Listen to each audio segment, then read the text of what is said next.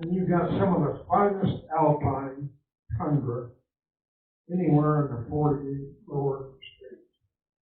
I thought, boy, this is important. So we decided in '73 we would teach a 6-week field course, and I recruited several guys, and several gals. I think we had 6 or 8 in the course. And they came out, and I'll tell you what, that was the blind leading the blind. You know, I knew a lot of things from my PhD work at Colorado State, but I didn't know enough. I didn't know a lot of the plants out there, so we just muddled through it. And the problem was, the first course was started in late July, and by then most of the plants here have already been through their flowering process, so it's hard to identify them. So we made the best of it. The next year it came out earlier, and it was so much better. We got to see a lot of the peak flower in the different ecosystems, and that was important. And that from then on, we had courses all the way through earlier in the summer. Over the course of the years, I developed various techniques for teaching. And one was I would give long-distance quizzes. I'd be driving along and I'd stop and I'd say, what's that plant? And I wanted them to be able to look at the vegetation and look at plants and have an idea what they are from a distance. And then I would give them interpretive quizzes. I would drive along and I'd see a situation that might be an area that was burned and next to an area that wasn't burned, and I'd ask them, what happened here? And they would have to interpret that. In the course of those summers, we would learn about anywhere from 375 to 425 plant species by family, genus, and specific name, and common name. Common names are pretty worthless because they vary. When I got up here, I asked somebody, have you seen any buckbrush? Oh yeah, it's all over. Well, what they call buckbrush is not what I call buckbrush in New Mexico. So common names are a little bit of a problem. I don't have any slides because we're moving and all my stuff is packed. So anyway, I want you to look at that character drawing up there, the butte with the red lens in the middle of it where that stick is sticking up. That's an image of Beartooth Butte, which is over on the Wyoming side of the highway. And that red lens is the Beartooth Butte Formation. It's Devonian in age, and it's got a lot of fossils. And in the early or the mid-20s, the Princeton paleobotanists and paleontologists came up here. They had to horseback all the way over to Beartooth Butte to collect fossils. And on the mantle we have this rock that my wife is going to show you. And in there is the plate, the head plate of a very primitive fish. Wow.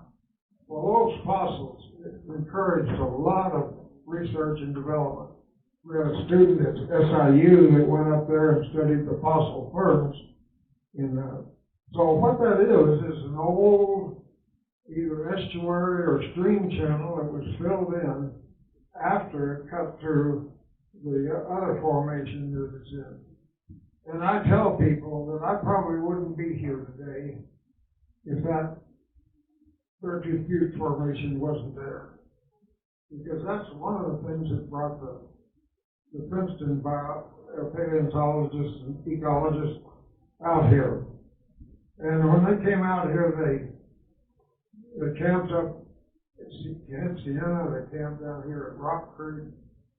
Finally bought 140 acres here, which was a railroad section, part of a railroad section, and established the camp in 1936. So that fish plate And the humidity in Southern Illinois is the reason I'm sitting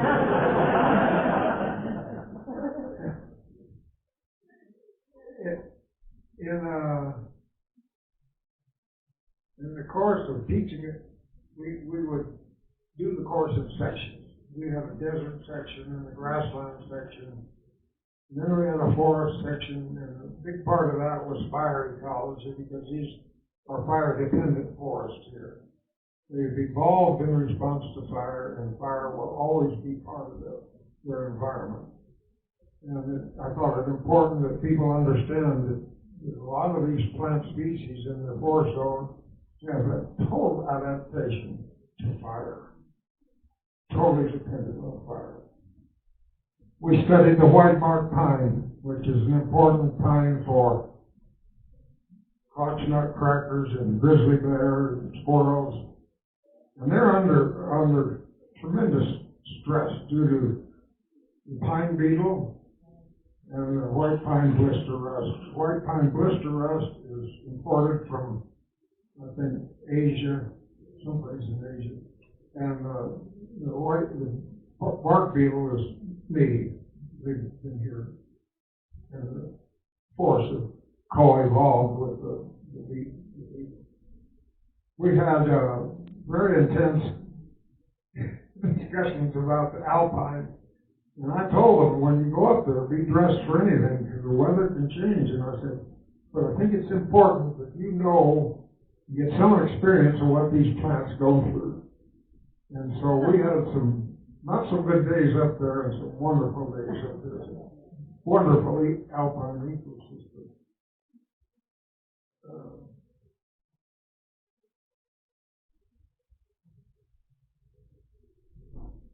When I taught the plants, I would give them quizzes periodically, and they had no idea. And we kept score, and some of these kids were just amazing. They could remember plants better than I could. And others, they struggled. And so some of the students that took the course kind of disappeared after the course. It obviously was, field ecology was not for them. I don't know what happened to them. But we have some very successful people that were involved in this course. One who took the course and was the PA, his name John Pearson. He's I guess the head ecologist for the state of Iowa. And he's still working. And he's no spring chicken, but he's just full of energy and curiosity. Amazing guy. And we had another graduate who met his wife here on the course, and they got married, and he became the state botanist for Indiana. And just retired from that position.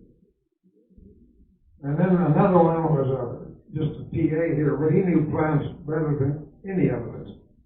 There was his hobby from years, Lee Elliott. He went to a job in Texas with some conservation organization. And I thought he'd be here today, but one of my best friends from 1975 course is Kent Houston. He graduated from the course, and after college, he went to Cody and got a job for the Forest Service and spent most of his career with the Forest Service in Cody. Good guy. Another gal that lives in Missoula now, she's retired. She spent her career as an ecologist, botanist for forests in Idaho and then a sad story, but one of the students and a TA in this course, Claudia Reagan, got a job in Fort Collins with the U.S. Forest Service Experiment Station. And a job came open in Bozeman as director of the USGS Science Lab. And she applied for that job, and she got that job. And she was stellar at it. Just amazed me. She had such an ability to write and express herself. And that damn Musk shut them all down. Shut them all down. And when they shut the doors on all of those USGS science research facilities, somebody in the organization estimated that, and their USGS research is all over the country. They estimated that when this shut down, 27,000 years of research experience walked out the door. Unbelievable. And that'll never come back. Never come back. So she's enjoying being a grandma.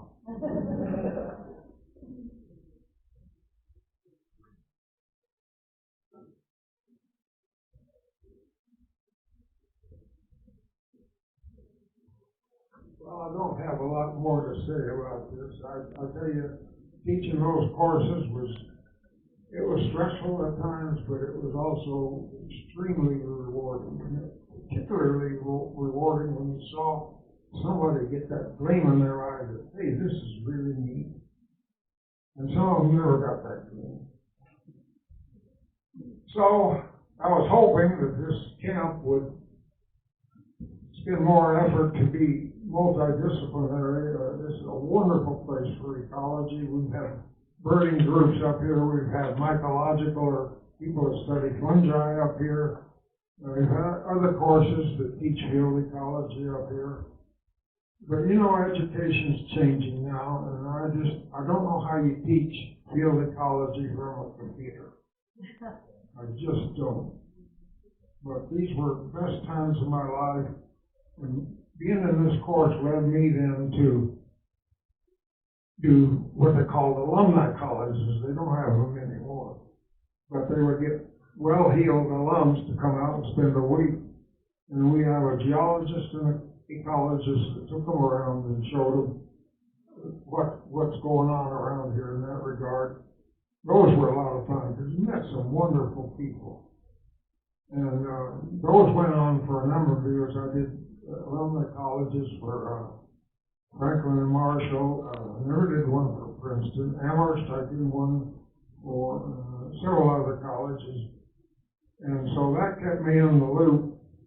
And I spent some time on the board of this organization. It's just near and dear to my heart. And I hope that I've given you a bit of an insight as to how I feel about this place. Thank you.